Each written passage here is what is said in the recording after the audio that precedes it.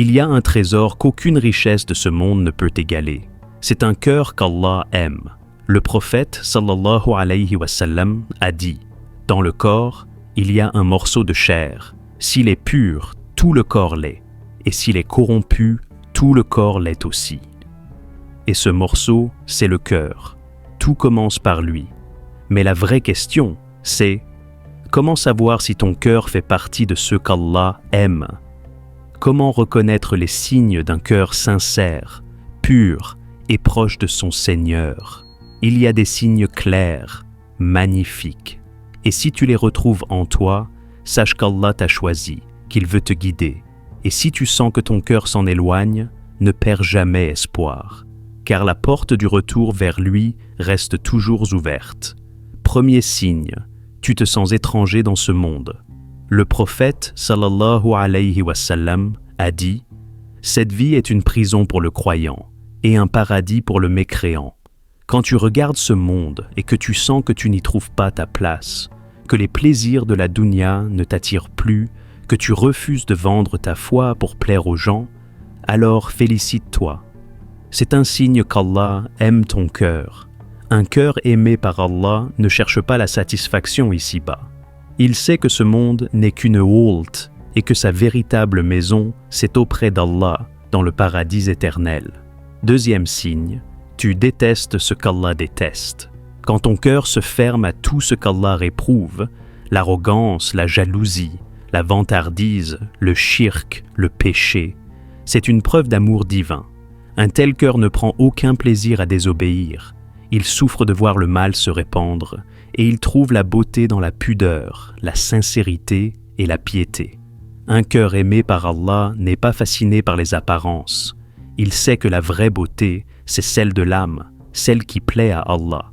Troisième signe, tu ressens du remords quand tu pèches. Tout être humain tombe dans l'erreur, mais la différence, c'est que le cœur aimé d'Allah ne reste pas tranquille après avoir péché.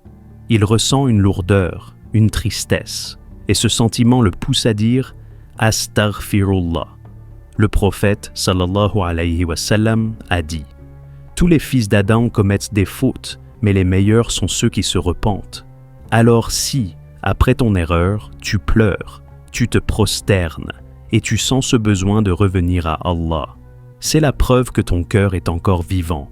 C'est un cadeau, une invitation directe d'Allah à revenir vers lui. Quatrième signe, tu trouves du bonheur dans l'adoration. Pour beaucoup, prier ou jeûner semble lourd, mais pas pour celui dont le cœur est aimé d'Allah. La prière devient un moment d'apaisement, le dhikr une source de sérénité et la lecture du Coran un plaisir.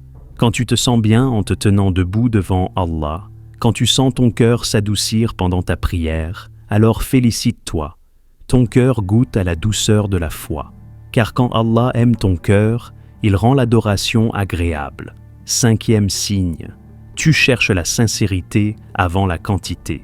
Tu ne pries pas juste pour faire ton devoir, tu ne donnes pas juste pour être vu, tu veux plaire à Allah, pas aux gens. Regarde Ibrahim sallallahu alayhi wa sallam. Après avoir construit la Kaaba, il a dit « Seigneur, accepte ceci de nous, car tu es l'audient, l'omniscient. » C'est ça, la sincérité. Un cœur aimé d'Allah se demande toujours « Est-ce qu'Allah a accepté mon acte ?» Pas « Combien j'en ai fait ?»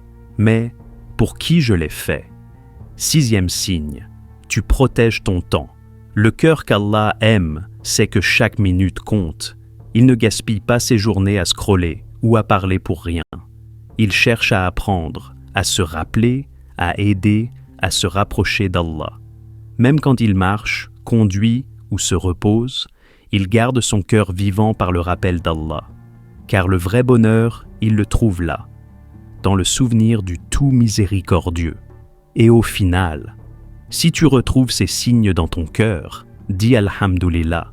C'est une marque d'amour d'Allah, un signe qu'il t'élève. Et si tu sens que certains te manquent, ne sois pas triste. Travaille ton cœur, fais des doigts et demande à Allah de le purifier. Car le plus beau des cœurs n'est pas celui qui n'a jamais faibli, mais celui qui revient toujours vers Allah, encore et encore.